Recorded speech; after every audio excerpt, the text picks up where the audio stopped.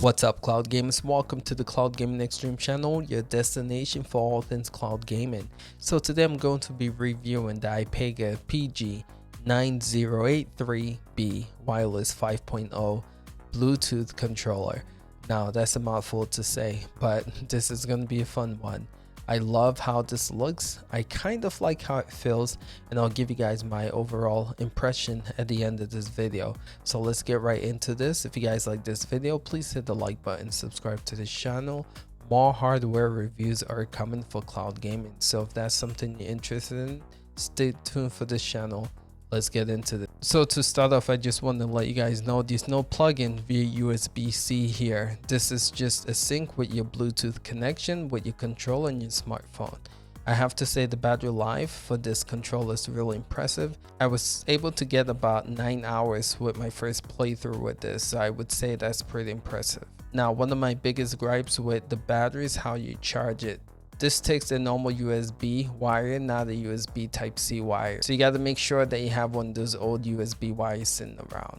Alright, so let's start off by the design, and I have to say, man, this is flipping awesome. Like, anyone I show this off to, they're like, what in the world is this controller grip, right? So there's two colors for this. This camo like color, I really didn't like that, and then this one. Now, as you can see here, it is all fire and ice. It's so cool. And the bummer about this though is that they don't give you like an option to get a black controller if that's something you want, or like a clear white one. You have to pick these two extreme colors, the camo and this. But I would say hands down, I prefer this over the camo just when it comes to look.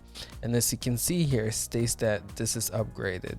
Now the main difference between this and the S, which I already showcased on the channel, is that this is supposed to have wireless 5.0 Bluetooth, supposed to connect better with your smartphone or your tablet. And also they're advertising this now for tablet, and I'll showcase what a tablet looks like on this bad boy. So again, the design, I love the colors. I have to say though, they said that they slimmed down the fit. That's something that they're kind of advertising. They're saying that the fit is a little bit slim, but it feels the same with the S. And I'll be doing a side-to-side comparison video with this and the S, so stay tuned for that if that's something you're interested in. But when I covered the S, I was saying that when I played with the original one with the S, I kind of got cramps, right, playing.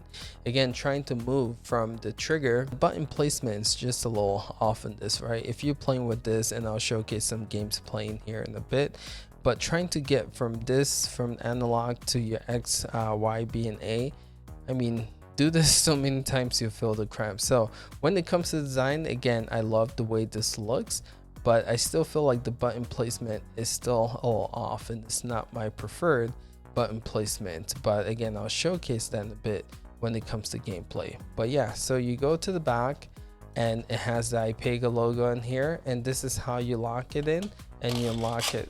So if you want to expand it, you do this, and then it also pulls to even expand more to fit like larger tablets. So to lock it, once you have your phone in here, you just push this in. You hear that click, that means it's locked. All right, so let's showcase this right here. So these three different, there's actually four, and I'm gonna let you guys hear the click. So there's one here, there's two, there's three, and there's four. So there's four settings here, but it's supposed to cover three things. So this is your traditional Bluetooth here. This is if you want to pair with iOS. And then this is if you want to use this controller to play Android games. This is how you do it here. And I have to tell you, this is such a pain to sync, and I'll show you guys that in a bit. But again, the design overall, I think it's okay. Just I'm not a big fan of the button placement here. All right, so here it goes. This is an 11.2-inch tablet, and you'll see it fits it pretty well. So again, if you're looking for a good controller for your tablet, this might not be a bad choice for you as well. But yeah, this is it. Fits pretty well. Again, it's pretty solid, pretty stable. All right, so at first, when I was trying to pair this, I had some major difficulties because I didn't know that you have to have it here. And this is an all-purpose controller. So if you do it like this, that means that you can use this Bluetooth to play on anything that supports Bluetooth. So if you're trying to play on PC, you can actually use this controller to play on PC, but you definitely have to make sure that you have it here. So I thought because I had an Android device, I had to have it on Android. All right, so again, very inconsistent. I had to actually pause the video. So I tried to connect it, didn't connect, tried it again, flicking the button, and what you want to do is you want to make sure that it's blinking on this side. So now let's try and connect it again. This is my biggest gripe with this, and I'll get to this in a bit. So let's try and connect this, pair it. Now you should see this should be able to work with Google Stadia. Again, it detects it, and boom, we're right in.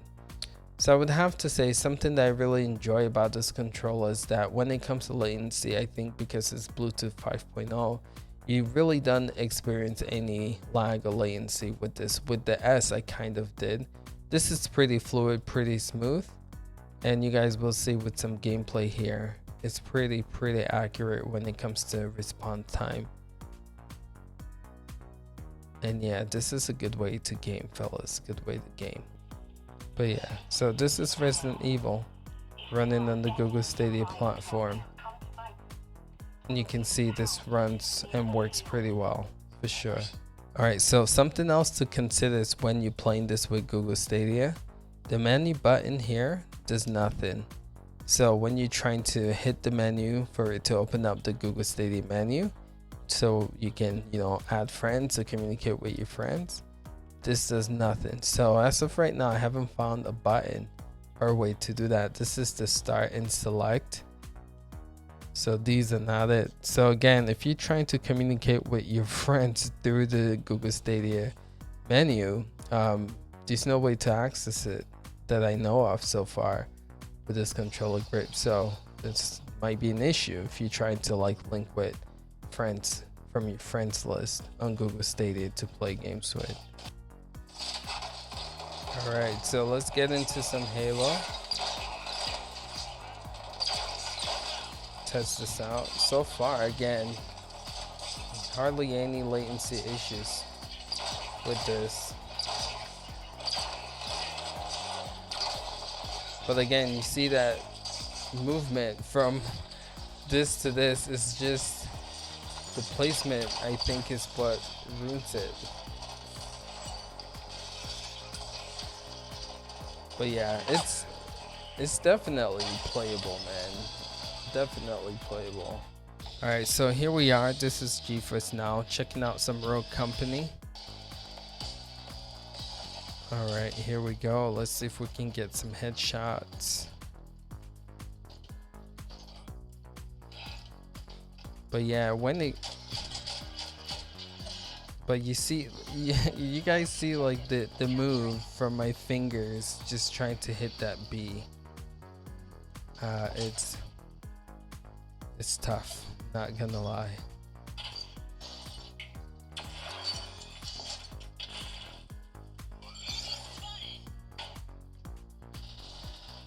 Alright fellas, so that's the Ipega Ipgea 9083B wireless controller. And I have to say, this controller is awesome when it comes to latency, right? This controller connects really well via Bluetooth, and because it's again Bluetooth 5.0, the connection is pretty solid. You don't get any latency playing with this. I had issues with the S with latency, and I'm not experiencing that at all here with this controller, so kudos to them for that.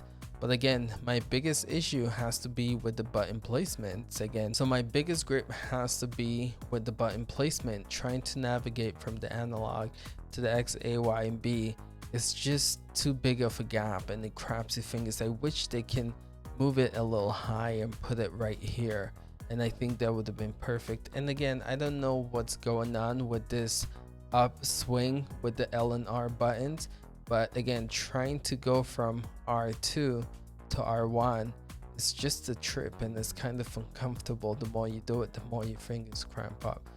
The other thing I do want to compare about the gripes of this is the size. Now this is a big boy, you might not see it through this video, but check this out when I put it next to something like the Razer Kishi, right? Again, the Razer Kishi can almost fit in here. I mean, look at this, it like almost eats it up, right? And then let's compare it to the Backbone, and you can see the difference in size here compared to the Backbone. Let's put it up here. So again, this is just a huge controller, especially like if you're trying to travel with it, right? Let's compare it to the Gamesir, and you'll see it's huge, right? So size is another thing to take into consideration. If you're looking for something slim, something portable, fellas, this is not it. But also something to throw in there, because it's Bluetooth, you can also play with an iOS device as well. All right, fellas, thank you guys for watching. If you guys like this, hit the like button, subscribe to this channel. We have more tech reviews coming for cloud gaming, and also comparison for cloud gaming. So if that's something you're looking for and you're interested in, hit the like button, subscribe to this channel. We'll catch you guys in the next one. Until next time, fellas, peace out.